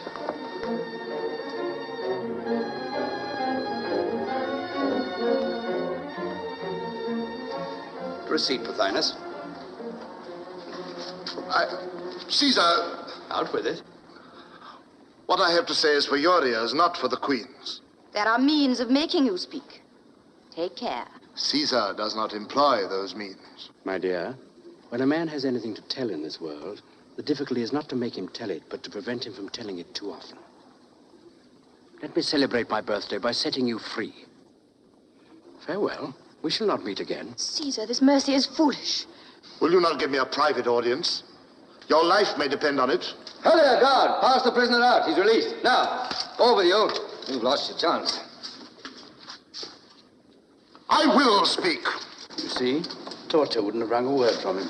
Caesar, you have taught Cleopatra the arts by which the Romans govern the world. Alas, my friend, they cannot even govern themselves. What then? What then? Are you so besotted with her beauty that you do not see that she is impatient to reign in Egypt alone, and that her heart is set on your departure? Liar! What? Protestations? Contradictions? No, I do not deign to contradict. Let him talk. From her own lips I have heard it. You are to be her cat's paw. You are to tear the crown from her brother's head and set it on her own, delivering us all into her hand, delivering yourself also. And then Caesar can return to Rome, or depart through the gate of death, which is nearer and surer. Well, and is not this very natural? Natural? Then you do not resent treachery? Resent? Well, thou foolish Egyptian, what have I to do with resentment? Do I resent the wind when it chills me? Or the night when it makes me stumble in the darkness? Tell me such a story as this is to tell me that the sun will rise tomorrow. But it is false, I swear it. It is true, though you swore it 1,000 times and believed all you swore.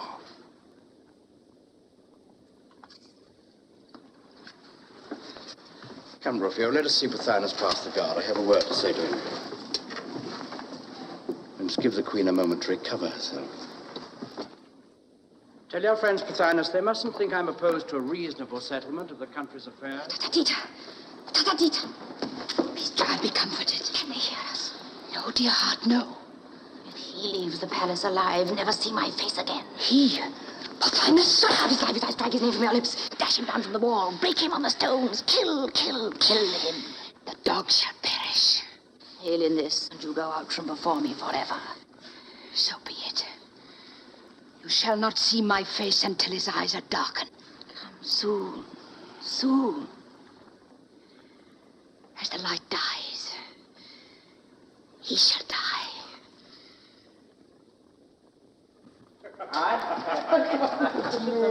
So you come back to me, Caesar. I thought you were angry. Welcome, Apollodorus.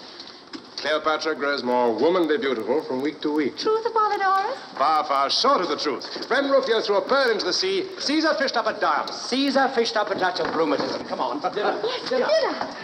I've ordered such a dinner for you, Caesar. What are we to have? Peacock's brains. Peacock's brains, Apollodorus. Not for me. I prefer Nightingale's tongue. Roast boar, Rufio. Ah, good.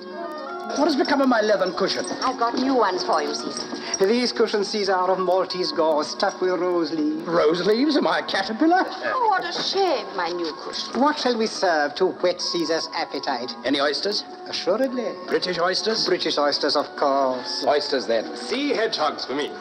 Have we nothing solid to begin with? Field fares with asparagus. Fattened fowls, Rufio. Have some fattened fowls. Aye, that'll do.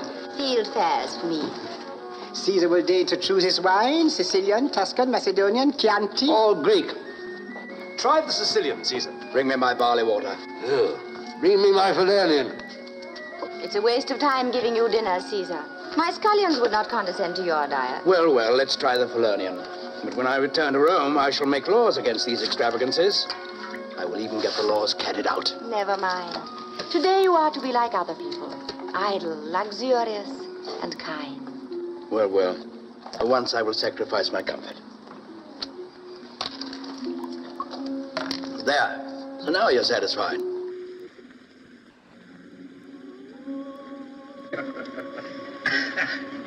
And you no longer believe I long for your departure for Rome? I no longer believe anything. My brains are asleep. Besides, who knows whether I shall return to Rome? Huh? What? 1 year of Rome is like another, except that I grew older. No better here in Egypt. The old men, when they're tired of life, say, we have seen everything except the source of the Nile. Why not see that? Cleopatra, will you come with me and drag the flood to its cradle, in the heart of the regions of mystery? Shall I make you a new kingdom and build you a holy city there in the great unknown? Yes, you shall. Now you'll conquer Africa with 2 legions before I finish the roast boar. No scoffing. This is a noble scheme. Come, let's name the holy city and consecrate it with Sicilian wine. Cleopatra shall name it herself. It shall be called Caesar's gift to his beloved. No. Something vaster than that. Something universal, like the starry firmament. Why not simply the cradle of the Nile? No, the Nile is my ancestor, and he's a god. Oh, I thought of something. The Nile shall name it himself. Let us call upon him all together. Send for him. Away with all of you.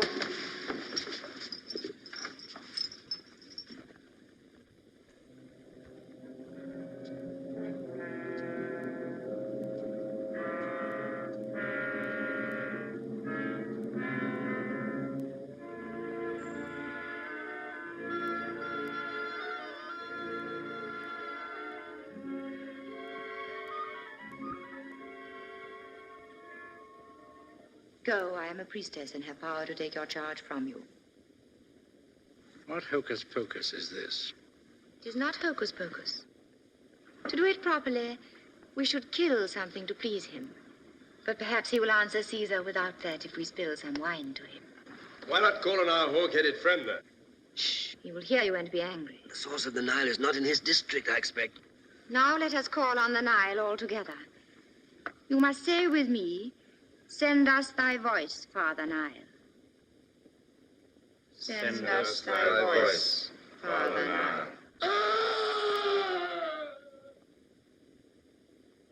What was that?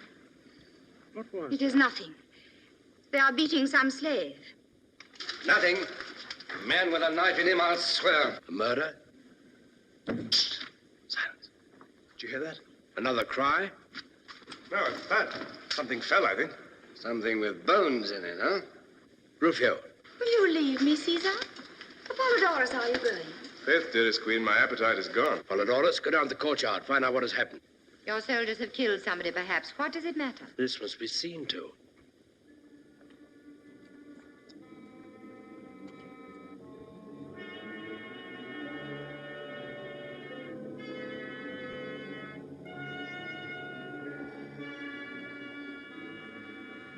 Is she drunk?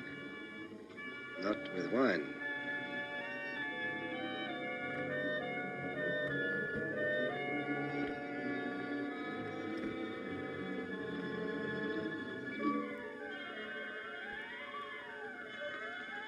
The queen looks again on the face of her servant.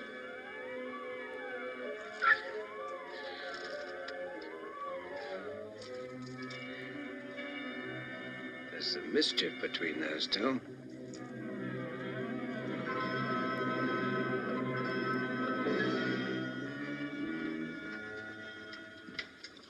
Cleopatra, what has happened?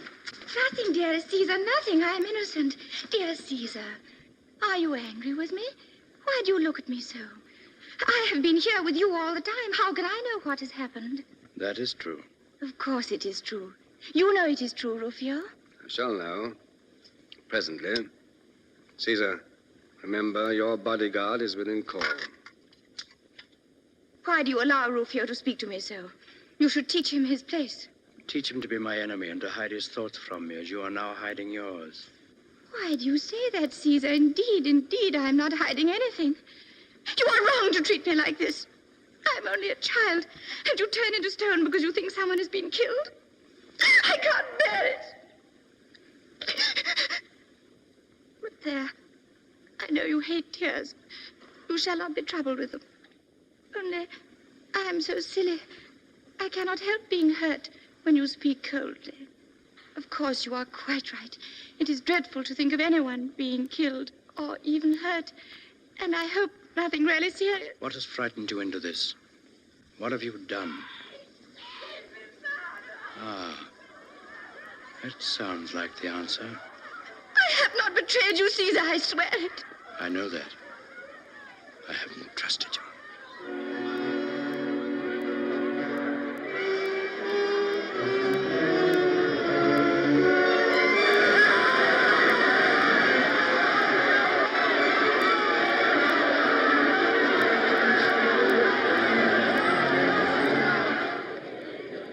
Town's gone mad, I think. They're tearing the palace down and driving us into the sea straight away. We laid hold of this renegade. We were clearing him out of the courtyard. Release him. What has offended the citizens, Lucius Septimius? What did you expect, Caesar? Pothinus was a favorite of theirs. What has happened to Pothinus? I set him free here but an hour ago. Did they not pass him out? Aye, through the gallery arch, 60 feet above ground, with 3 inches of steel in his ribs. He is as dead as Pompey. We are quits now as to killing. You and I. Assassinated. Our prisoner. Our guest. Rufio. Whoever did it was a wise man and a friend of yours. But none of us had a hand in it. Now, it's no use frowning at me. He was slain by order of the Queen of Egypt. I am not Julius Caesar, the dreamer, who allows every slave to insult him. Rufio said I did well. Now the others shall judge of me too. This Pothinus sought to make me conspire with him to betray Caesar. I refused, and he cursed me, and came privily to Caesar to accuse me of his own treachery. He insulted me, the queen, to my face. Caesar would not avenge me. He spoke him fair and set him free. Was I right to avenge myself? Speak, Lucius. I do not gainsay it, but you'll get little thanks for it from Caesar. Apollodorus, speak. Was I wrong? I have but one word of blame, most beautiful. You should have called on me, your knight, and in fair duel, I should have slain the slanderer. I will be judged by your very slave, Caesar. Pothinus, speak. Was I wrong? Were treachery, falsehood, and disloyalty left unpunished, society must become like an arena full of wild beasts tearing one another to pieces. Caesar is in the wrong. And so the verdict is against me, it seems.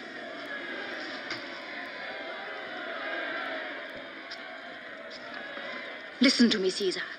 If one man in all Alexandria can be found to say I did wrong, I swear to have myself crucified on the door of the palace by my own slaves. If one man in all the world can be found, now or forever, to know that you did wrong, that man will have either to conquer the world as I have or be crucified by it. Do you hear? These knockers at your gates are also believers in vengeance and in stabbing. You have slain their leader. It is right that they should slay you. And so to the end of history. Murder shall breed murder, always in the name of right and honor and peace, until the gods are tired of blood and create a race that can understand. Let the Queen of Egypt now give her orders for vengeance and take her measures for defense, for she has renounced Caesar. You will not desert me, Caesar. You will defend the palace. You have taken the powers of life and death upon you. I am only a dreamer. But they will kill me. Why not? In pity. Pity? What has it come to this so suddenly that nothing can save you but pity? Did it save Pothinus?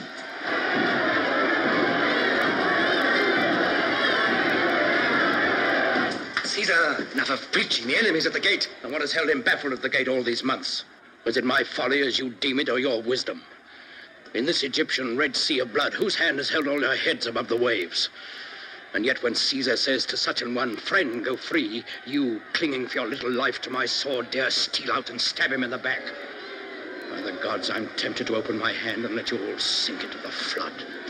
Will you desert us because we're a parcel of fools? I mean no harm by killing. I do it as a dog kills a cat, by instinct. We're all dogs at your heels, but we have served you faithfully. Alas, Rufio, my son, as dogs we're like to perish now in the streets. Caesar, what you say has an Olympian ring in it. But I'm still on the side of Cleopatra. If we must die, she shall not want the devotion of a man's heart or the strength of a man's arm. But I do not want to die. Oh, ignoble. Ignoble. Hearken to me, Caesar. It may be ignoble, but I too mean to live as long as I can. Well, my friend, you are likely to outlive Caesar. Does Caesar despair? He who has never hoped can never despair. Caesar, in good or bad fortune, looks his fate in the face. Look it in the face now, and it will smile as it always has to Caesar. You presume to encourage me? I offer you my services. I will change sides, if you will have me. But at this point? At this point. Do you suppose Caesar is mad to trust you? I do not ask him to trust me until he is victorious. I ask for my life and a command in Caesar's army. And since Caesar is a fair dealer, I will pay in advance. Pay? How? With a piece of good news for you. What news? What news? What news did you say, my son Rufio? The relief has arrived. Mithridates of Pergamus is on the march. Is it not so, Lucius Septimius? He has taken Pelusium. Lucius, you are henceforth my officer. Rufio, the Egyptians must have sent every soldier from the city to prevent Mithridates crossing the Nile. There is nothing in the streets now but mob. It is so. Mithridates is marching by the great road to Memphis to cross above the Delta. Achilles will fight him there. Achilles shall fight Caesar there.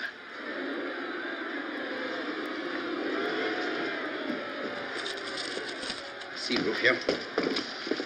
Here is the palace. Here is the theater. Now you take 20 men and pretend to go by this street. And whilst they're stoning you, out will come the cohorts by this and this. My streets are right, are they, Lucius? Aye, that's the Fig Market. Yes, I saw them the day we arrived. Pothinus, tell Petronius that within an hour, half our forces must take ship for the Western Lake and see to my horse and armor.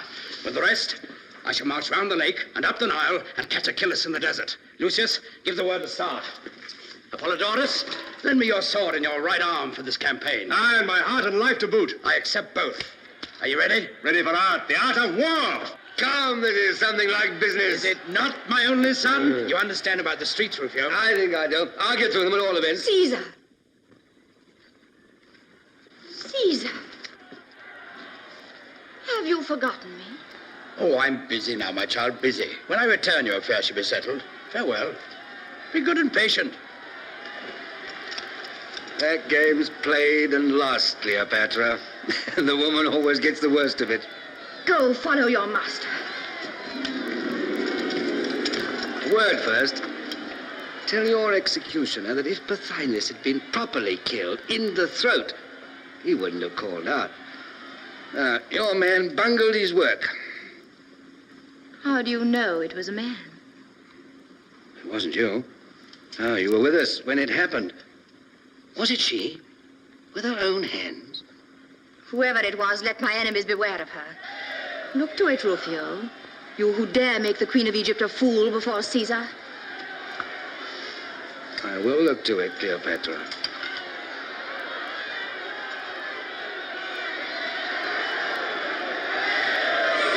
Let's teach these Egyptians how to fight and how to run. Eh?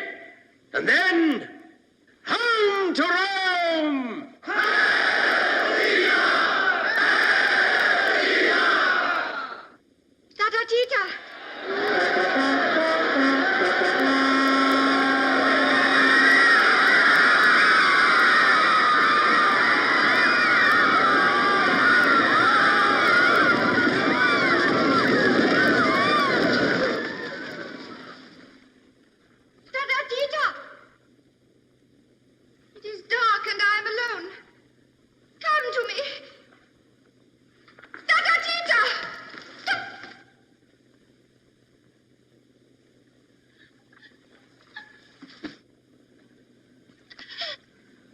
The queen looks again on the face of her servant.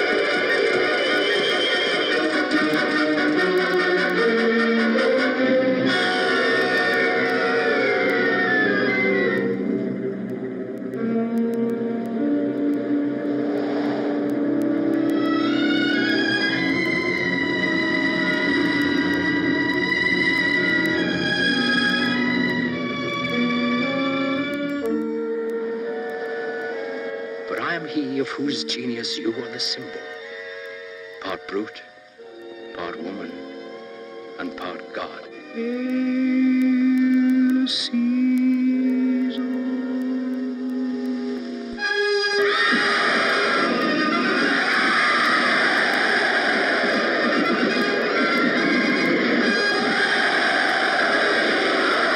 Here he comes.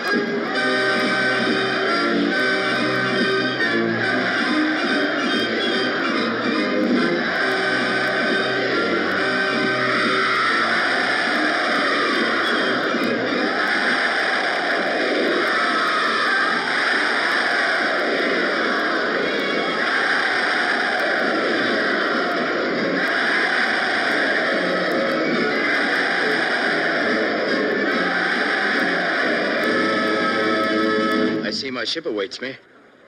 The hour of Caesar's farewell to Egypt has arrived. And now, Rufio, what remains to be done before I go?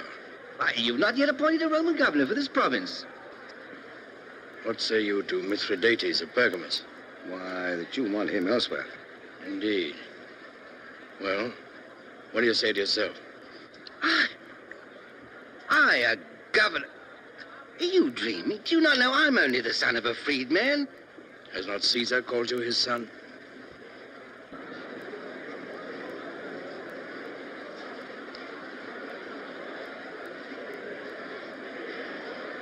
Peace a while there and hear me.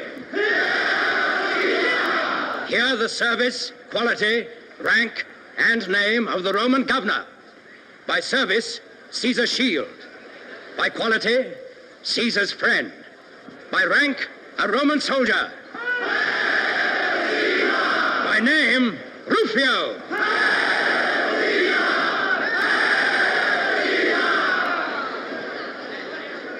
Aye, I'm Caesar's shield.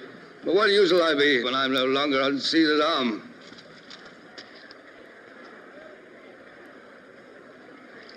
Where is that British islander of mine? Here, Caesar. And who bade you, pray, thrust yourself into the battle of the Delta, uttering the barbarous cries of your native land? Caesar, I ask you to excuse the language that escaped me in the heat of the moment. And how did you, who cannot swim, cross the canal with us when we stormed the camp? Caesar, I clung to the tail of your horse. These aren't the deeds of a slave, Pothinus, but of a free man. Caesar, I was born free. But they call you Caesar's slave. Only as Caesar's slave have I found real freedom. Well said. Ungrateful that I am, I was about to set you free. But now I will not part with you for 1,000,000 talents.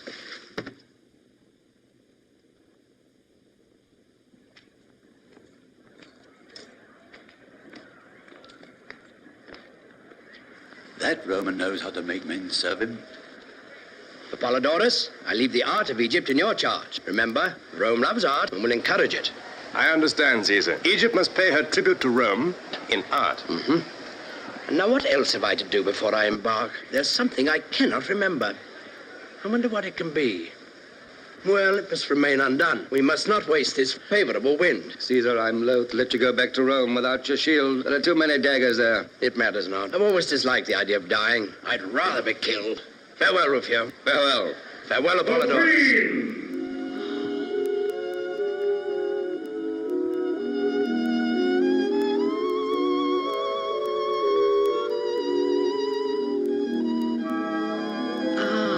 I knew there was something. How could you let me forget her, Rufio?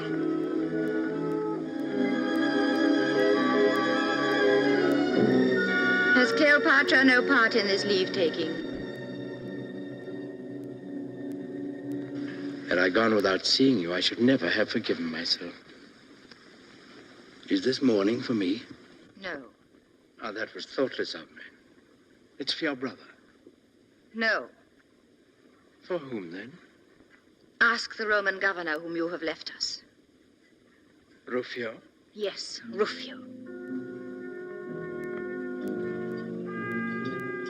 He who is to rule in Caesar's name, in Caesar's way, according to Caesar's boasted laws of life. He's to rule as he can, Cleopatra. He's taken the work upon him and will do it in his own way. Not in your way, then. Without punishment, without revenge, without judgment. Now, that is the right way, the great way, the only possible way in the end. Believe it, Rufio, if you can. I believe it, Caesar, but look you, Cleopatra had a tigress that killed men at her bidding. I thought she might bid it kill you someday. So, without malice, I only cut its throat. That's why Cleopatra comes to you in mourning. He has shed the blood of my servant Patatatita. Upon your head be it, Caesar, as upon his, if you hold him fear it. On my head be it, then. But it was well done, Rufio. Come, don't be angry with me. I'm sorry for that poor Tita. Ah, you're laughing. Does that mean reconciliation? No, no, no. Only it is so ridiculous to hear you call her Tota Tita. As much a child as ever, Cleopatra. Haven't I made a woman of you after all? Oh, it is you who are a great baby. You make me seem silly because you will not behave seriously. But you have treated me badly, and I do not forgive you. Bid me farewell. I will not. I will send you a beautiful present from Rome. Beauty from Rome to Egypt, indeed. What can Rome give me that Egypt cannot give me? That's true, Caesar. If the present is to be really beautiful, I shall have to buy it for you in Alexandria. You're forgetting the treasures for which Rome is most famous, my friend. You cannot buy them in Alexandria. What are they, Caesar? Her sons. Come, Cleopatra, forgive me, and bid me farewell. And I will send you a man. Not old and ripe for the knife, not hiding a bald head under his conqueror's laurels, not stooped for the weight of the world on his shoulders, but brisk and fresh, strong and young, hoping in the morning, fighting in the day, and reveling in the evening. Will you take such an one in exchange for Caesar? His name? His name? Shall it be Mark Antony? You're a bad hand at a bargain, mistress, if you swap Caesar for Antony. So now you're satisfied? You will not forget. I will not forget. Farewell. I do not think we shall meet again.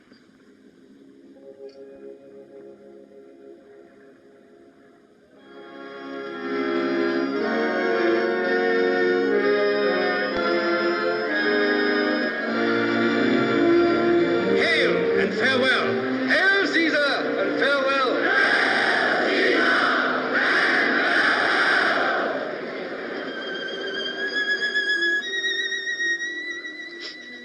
No tears, dearest queen. They stab your servant to the heart. He will return someday. I hope not. But I can't help crying. Just the same.